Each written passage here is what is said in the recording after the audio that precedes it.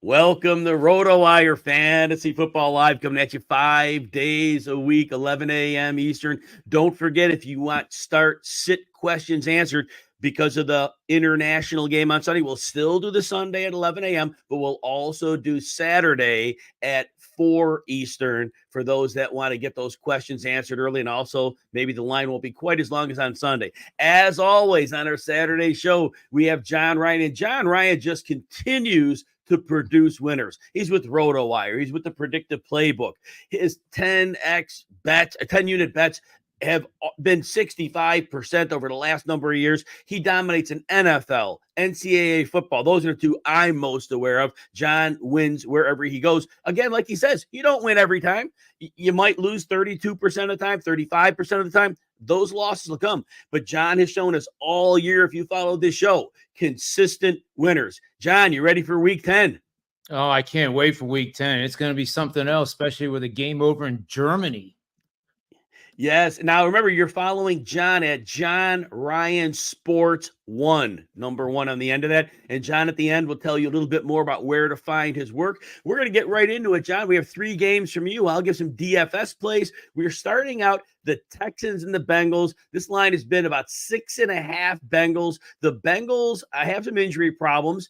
When Jamar Chase looks like he's going to play, but his back is an issue. The reason he's pushing to play a little harder than he would have earlier in the week, T. Higgins came up with a hamstring injury in Wednesday's practice. He will miss the game. Significant hit to the Bengals. The Texans, on the other hand, they'll be without Dameon Pierce, but they've been without him already, and he wasn't running at a high level. And it looks like Nico Collins won't play, so we'll continue to see Noah Brown heavily involved. Of course, Tank Dell and Dalton Schultz. John, tell us about this game. Well, this is a very interesting matchup. I think last week, Jim, we were talking about the Cincinnati Bengals offense. Looks like it's really starting to come together, and that they're a team that could easily make it to the AFC Championship game. I can see that happening. But flying under the radar almost, as much as we talk about the Texans week after week, and especially with the media, it's amazing that this team really is starting to gel and become a contender analytically in my models. So when you first see that, you think, oh, the Texans, okay, well, they'll fade now that we're in the second half of the season. And I actually kind of consider it the other way around. They're averaging 23.4 points per game as the offense, ranking 11th in the NFL. They are 9th, gaining 351 yards of total yards of offense per game. Points per play, they're 11th, and that's a very important metric in the model. Yards per play, they're 9th, 5.5. What I like most, Jim, is third down conversion percentage, number 8 in the NFL, and that is climbing. They are 42% conversion rate right now on third downs. And what does that do? That keeps the chains moving, and it keeps the opposing offense, which in this case is the Bengals, off the field, which I think more and more we're going to hear people saying that the way you beat the Bengals is to keep Burrow off the field. Easier said than done. But I do like the Texans in this matchup. And it also comes with a pretty powerful betting system. And I know everybody out there likes these systems, and I do too when they win. It's that 35% of the time that isn't as much fun, but these systems are proven. They've gone decades, sometimes 2 decades, with maybe just 1 or 2 losing money seasons. So nothing is guaranteed in this thing. It's just like investing in the stock market. It's just like trading commodities in the futures market. You do the best you can, and you rely on the information on stuff that has worked before. And if it works before, reasonably so, based on historical results, you stand a really high probability of making some money. But there's going to be games that are ugly, like the last one last night with Cleveland playing, or not Cleveland, Carolina playing Chicago. I apologize, Cleveland fans. That was a slip of the tongue. But, there's opportunities in every single game. I hear time and time again, Jim, oh, I can't bet that game. That's a bunch of it's a pair of losers, and I'm referring to last night. But there was opportunity in that game. The same thing could be said. Why would you want to bet a matchup like the 49ers in Jacksonville that we'll talk about in a little bit? They're both great teams. The same mentality is that the 2 bad teams I don't want to bet on. Then okay, my question to you then is, why would you bet on 2 excellent teams going head to head? Anyway, I digressed there a little bit, but the betting angle on the Texans here, and I like taking the points and then a sprinkle on the money line. Bet on road teams. That road team has allowed 100 or fewer rushing yards in 3 consecutive games. And that right there tells you why I like the Texans, because that defense is good. They are really proving that they are not just a fluke and that they are getting better and better each week. 2 parameters, Jim, I mentioned. 64 and 57 straight up. 70-47 against the number, 60% last 7 seasons.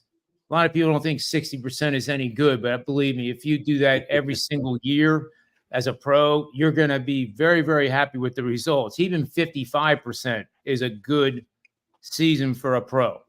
Now, digging down to the database, if our road team is the dog and it's a conference matchup, which this is, our dogs have gone 23 and 31. That sounds awful, but remember, it's the money line. So this game at with the line where it is right now, that money line will be anywhere from plus 350 to plus 400, giving you a 4-1 odds, betting $10 to win 40 that the Texans win the game. So even though that's a losing straight up record, you bet the money line on all 54 of those games, you're coming out way ahead. There's more. 40 and 14 against the number, 74% winners, Jim, last 7 years. I have no other choice but to bet the Texans this week. I tell you every week, John Ryan will give you the teams, but he'll also give you the trends. And we learn from John every week, and paying attention to his work makes us smarter bettors. And sometimes things don't feel logical, but it's about winning money. It's not about feeling logical. It's about what the trends, the numbers, and the team show. John, great choice as usual there. I'm going to give some DFS plays here. So first of all, GPP only at quarterback. Kyler Murray in his first game back is only 5,900 against the Falcons. Why is he GPP? Well, first of all, it's his first game back in almost a year. But look, Coach Drew Petzing, the offensive coach, says that at this point, they held Murray back till they felt he was ready. The point is, he says that Murray is expected to take on a normal role, which means he is fully cleared to run. They're not going to just design pocket pass and say you can't take off. They expect that he's ready to be a full go. At 5,900, if you have a mobile quarterback in that scenario, that is cheap. And also, obviously, Hollywood Brown is healthy and clicking, and we know that Murray has a great connection with him. And the Falcons don't have much of a pass rush. That'll help Murray. They're very good against the run, but he has Connor as a receiver out of the back. We expect him back from IR. Again, Hollywood Brown. This game, I think, has shootout potential. So Murray is a GPP only. With that uncertainty coming back, you don't want him in a cash game. Now, both cash game and GPP, Geno Smith, I'm off him a lot of weeks. This week is a very good week for Geno. Now, he really got destroyed against the Ravens. I was saying how he reads defenses post-snap. They had no answers for the Ravens. But the Washington Commanders, their cornerbacks just don't match up. And when they put Emmanuel Forbes on the field, which he's seeing a little bit more action for getting benched, there are mismatches all over the place. And the big deal is, remember, in the recent week or two ago, Washington traded away their 2 edge rushers, Montez Sweat and Chase Young. They're gone. And Geno Smith, despite a bad offensive line, should not have problems with edge pressure, which is to give him time to find those receivers. In Washington, those 2 defensive tackles, very good against the run still. And so that's going to slow the run game down. It's going to force him to pass. Love Geno Smith at 5,800 this week. Baker Mayfield going back here. We've gone here a few times this year. Whenever we have, it's been pretty decent. Well, they're playing Tennessee. Mayfield's 5,100. What we like about Mayfield is, we say this over and over, his offensive line. They might not be able to run block, but they are the best pass protecting unit in the league. Mayfield has time to throw. They use play action a lot. Well, Tennessee's not getting a great pass rush anyway, but their corners, not a good group at all. And now they're dealing with Chris Godwin, Mike Evans. Incredible mismatches. Tennessee may not be the run defense they were in the past, but they're still very good. And the offensive line, as I said, cannot run block. And Rachaad White, yeah, he had volume last week, 20 for 73, but he's not a sustaining runner. They're going to have to take to the air to win this game. Mayfield's in a great spot. Finally, if you like that Atlanta and Arizona game, and I mentioned Kyler Murray as a GPP. If you want to be on the GPP end and go even lower, you could go to 5,100 at Taylor Heineke. Look, Heineke's a bad quarterback, makes a ton of mistakes. But in this particular game, he gets Chase London back. Arizona, again, no pass rush, no coverage ability. If this game shoots out, he may have to throw. It's GPP because Arthur Smith's a coach. He may run 40 times. But if they have to turn him loose, he gets it done. So again, GPP only. I prefer Murray, but if you want to go cheaper, there a few running backs will give you. Travis Etienne, 7,100 against the 49ers. People think of the 49ers, they think of great run defense. Etienne does not have good run blocking. His yards per carry is not good. However, the 49ers give up significant yardage to running backs as receivers. They also have been very leaky against the run. Etienne on some downhill runs could get one big explosive run at least, but he should be utilized in the receiving game, and we know he has been money in the red zone. So Etienne at 7,100. Next, David Montgomery against the Chargers. Montgomery is coming back from injury. I'm going to say I would go GPP only, and here's why. We don't know. We expect he's going to have his normal role coming back at 69er. We expect he gets that 20 carries, red zone work. But Jahmyr Gibbs did have a big game taking over for him recently. So it's possible that Montgomery sees a slight bit less of work. And that's why I might bounce him out of cash games. You might play him there. But in GPP, if he has that role, the Chargers are not a good defense against the run or the pass.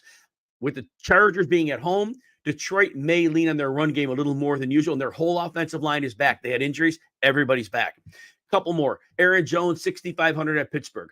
Pittsburgh has not been a great run defense. They got Cam Hayward back to defensive end, but their middle linebacker, Cole Holcomb, unfortunately was lost to an ACL injury last week. That's a big gap.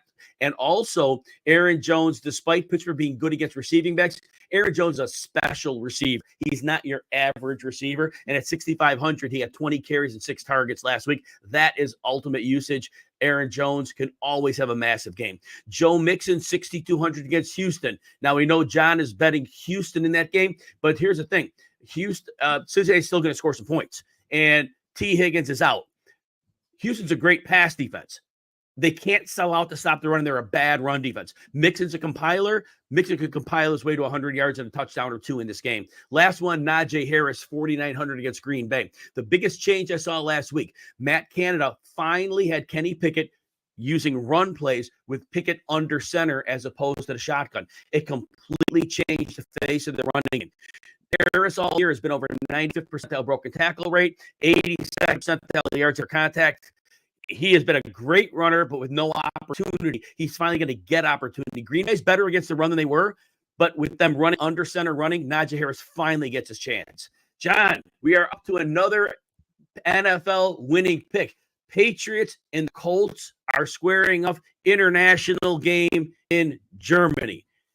For this game, no home team. They'll declare a home team. There's not. They're both playing on foreign soil. Both teams have had their struggles to a degree. Tell us who you like in this game. Well, I tell you, the most entertaining rumor I've heard all week is that if the Patriots lose this game, Bill Belichick is going to be dismissed. And that would have to be, I think that would have to warrant a curse, much like the trade of Babe Ruth to the Yankees. If they would actually do this, it would be the curse of Belichick. I've already come up with the name, but I just can't imagine that happening. 9 Super Bowl appearances, and boy, things get a little rough now. Trying to rebuild the team after Tom Brady retired. Like, what? Are you kidding me? But I think they're going to have to wait a week to fire him if that's really what they're looking for, is another loss. Which at that point, too, the rumor makes no sense to me. Why would one more loss change it? They, fire him now then if that's what you're going to do. Anyway, that's my little rant for the show. But the Patriots here are a team to bet on against the Colts. Colts are 4-5 in the year. Not all that impressive, in my opinion. Patriots have been in most of their games. There they went through that one spot where they didn't score. They actually were scoring like the New York Giants do every single week, with all due respect to the Giant fans.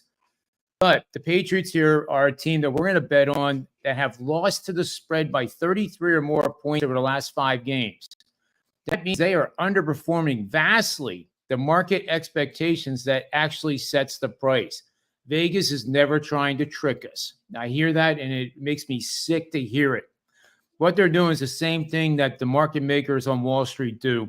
They want equal buyers and sellers to be able to facilitate the stock trades. What does a line maker want to do? He wants to establish a line that doesn't move. If a line doesn't move, the book is very, very, very happy. Why? Because no matter who wins, they get 5 or 10%, depending on what the VIG is. So I wanted to make that point too, that the idea that, oh, is Vegas trying to trick us? It's just that's just so far-fetched I can't even get my hands around it. So we have a team that is underperforming vastly over a 5-game stretch. In the NFL, that is a long stretch. Mm-hmm. We also have a team that is facing a foe that has seen the total play over the total by 30 or more points in the last 3 games. That means that, yes, the offense is scoring, but the defense has some cracks in it, and that's why the games are playing over at such a high rate. And our team is priced at a 6.5 or lower underdog. 18-13 straight up are these dogs. 22-8, Jim, against the spread. 73% since 2010. Bill Belichick saves his job, and they get the win, and they come back to Foxborough.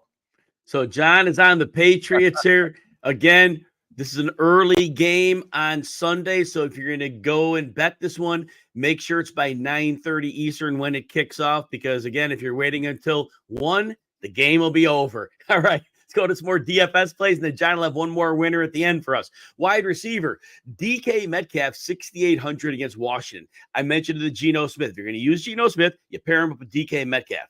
Again, Metcalf has a vast advantage over the Washington corners. There could be plays when he has the tiny Emmanuel Forbes on him. Metcalf might run like literally over him or step over him. Anyway, the height joke, bad joke. But Metcalf's in a great spot. Downfield game really should get going with that Washington pass rush. No longer with no Chase Young, no Montez Sweat.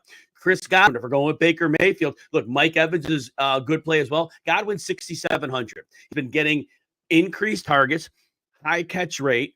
Also, the yards after catch are something he hasn't necessarily gone off on yet, but against this Tennessee defense with a safety position in transition after they traded Byard over to the Philadelphia Eagles, we can see some yards after the catch. Also, Godwin doesn't have many touches, but he's been targeted heavily in the red zone, and it's just a matter of time till some of those pay off. So Chris Godwin, 6,700. Also, if you're going to go with Kyler Murray in that GPP, Marquise Brown is only 5,200. It was very common, and this is against Atlanta, very common for Kyler Murray to throw double-digit targets to Marquise Brown. And he's the only game in town. Michael Wilson never played with Kyler. It's first time, seeing each other on the field. Trey McBride wasn't a thing while Kyler, was on the field last year. So Marquise Brown is going to get targets. And if Kyler Murray has that game, it's going to be Marquise Brown at a very, very affordable price. Now, 2 punt play dart throws for you. Jalen Guyton of the Chargers is 3,000 against Detroit. Now, Jalen Guyton, last week, he came back from an ACL. He missed, like 3 last year he was out. He finally made it back. And he played 57% of the snaps, drew 2 targets, didn't catch a pass, but they played the Jets. They could not get the passing game going. There was no time to throw. Well, Detroit has a good pass rush, but it's certainly not the Jets. And Jalen Guyton is their deep threat. Josh Palmer's done for a few weeks. We know Mike Williams has been long gone. Well, they need a downfield passing game. That's what Kellen Moore wants. Jalen Guyton is the guy. And Detroit, how do you beat them with receivers? Your best bet is downfield passing. Jalen Guyton could get 1 or 2 deep passes, and don't be surprised if one of them is in the end zone. At 3,000, he has a great GPP play. Now, 3,000 catch play, Trent Irwin of the Cincinnati Bengals against Houston. We already said T. Higgins is out. Jamar Chase is a little bit limited, but Houston is not on Chase. Last time we saw Trent Irwin play a game for T. Higgins, 10 targets, believe it was 8 for 60. Very, very productive. He should easily get you a cash game floor that makes you not regret using him. And he has enough ability to put up enough points where he really could get you 5x in that game. And that would be a great start in there.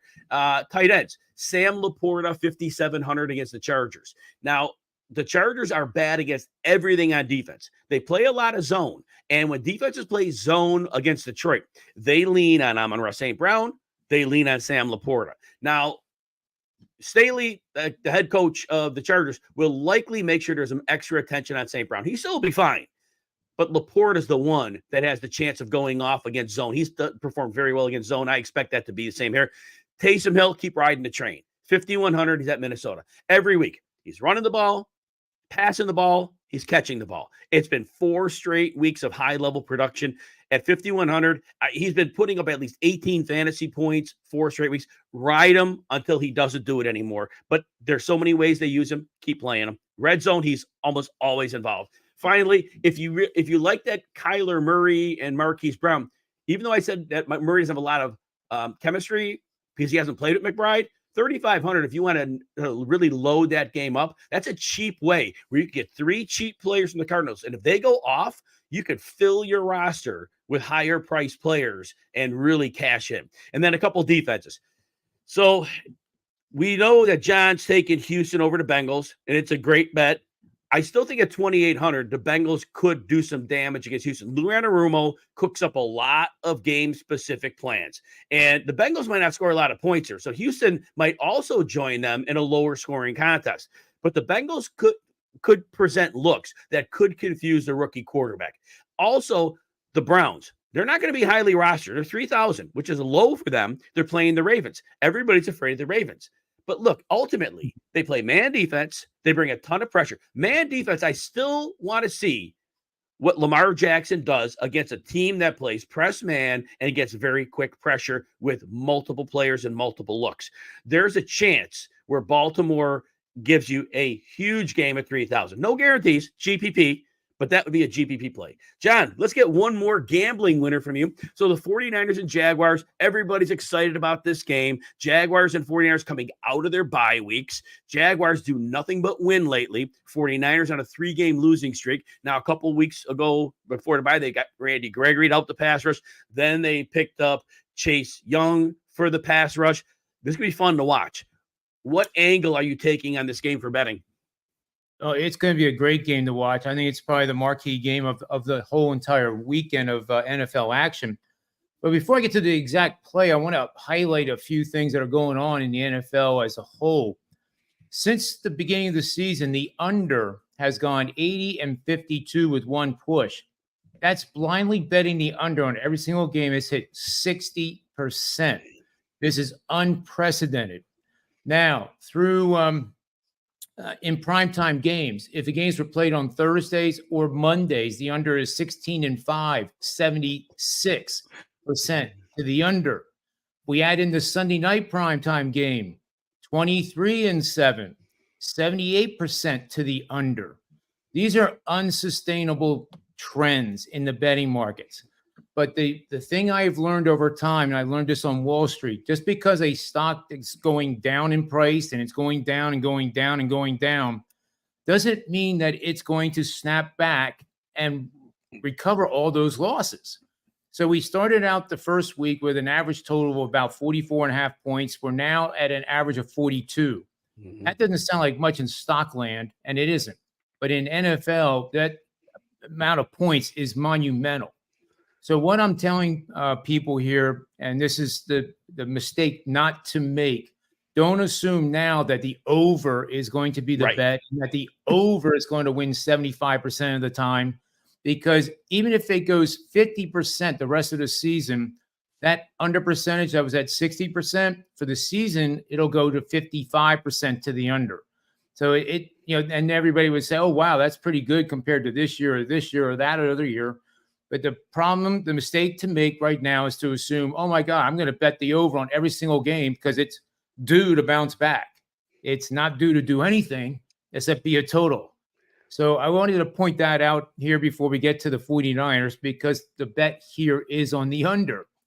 So we're going to be betting on the under in a game priced between the threes. And when we say that, that means a 3-point favorite to a 3-point dog, with one of the teams having lost to the spread 3 straight games, that being the 49ers, and facing a foe that has won their last 2 games against the spread, has gone 30-17 for 64% winning under bets since 2015.